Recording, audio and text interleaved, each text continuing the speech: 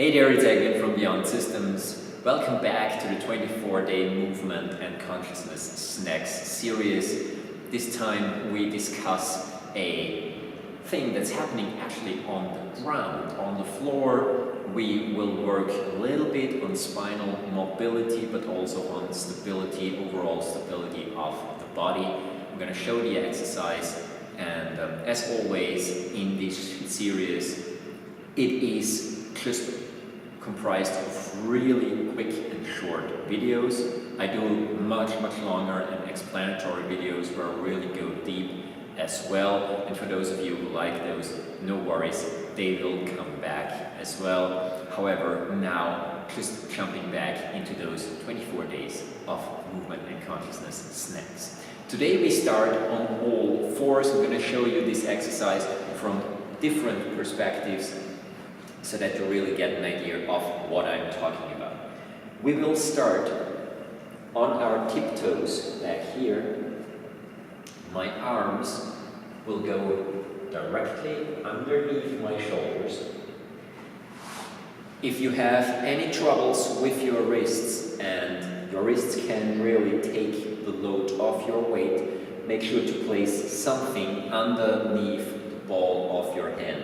This might be just a bag of a small packaging of tissues or something like that. Just something, just 1 or 2 centimeters high. This will already be helpful to reduce pain in the wrists if they can't bear any loads. Another option would be, I'll show you that later, to do this whole exercise up against the wall if this on the floor is too much pressure for you. However, let's start out on the floor.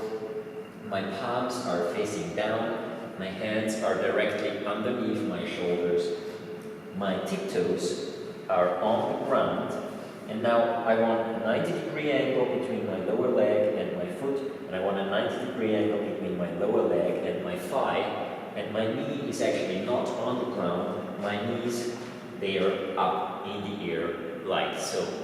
Make sure that your spine is not curved or twisted in any specific direction, but really as straight as possible. And what we're going to do now is we're going to walk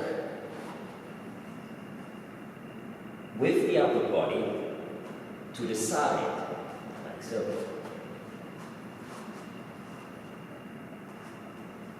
And back in the center. That's pretty much the whole exercise already. Now I know this is a little bit more challenging than the previous ones. The most important thing here is that my feet do not move. So I'm going to show you this from a completely different perspective. Let me try this one. So you really see what's happening back here in my spine. From this posture here, I'm walking my upper body to the side, but notice that my feet, they are still in one line. So what's happening is actually this lateral flexion in my spine, but I'm still stabilizing my body. I have to stabilize my body because I'm walking one hand after the other, over to the left, back to the center, and over to the right and back to the center. Now let me show this on the wall so that you have an idea of how to do it if doing it on the floor is just too much at the beginning.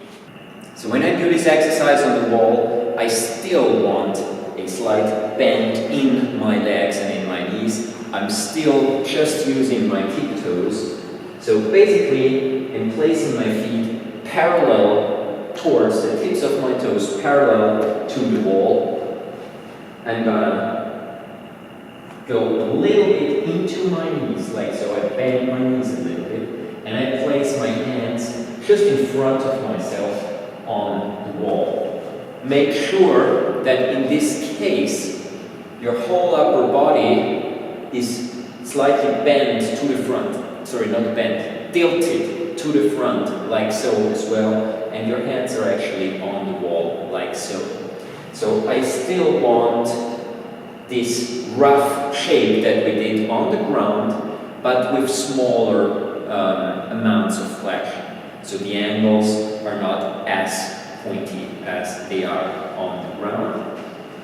And from this position, I'm just simply gonna move my upper body to the side, like so, and move back into neutral, and then move it to the other side.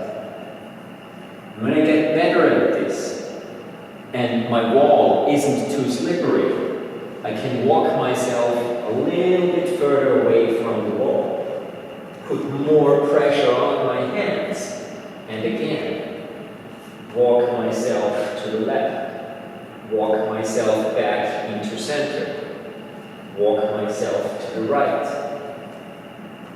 and walk myself back to center. So it's really about this flexion and stabilizing action in the spine that we're looking for here. Also, obviously, whenever my weight shifts so much to one side, either one or the other, there is also a weight change happening in my feet and in my legs, which is extremely important because the stabilizing aspect of the pelvis is the second most important aspect here. So we are working basically on mobility of the spine, on stabilizing of the shoulders and hands, as well as on pelvic and leg stability and mobility in this specific movement. If you have questions, leave them in the comment box below. Other than that, have a wonderful time and see you back here tomorrow. Thanks for watching.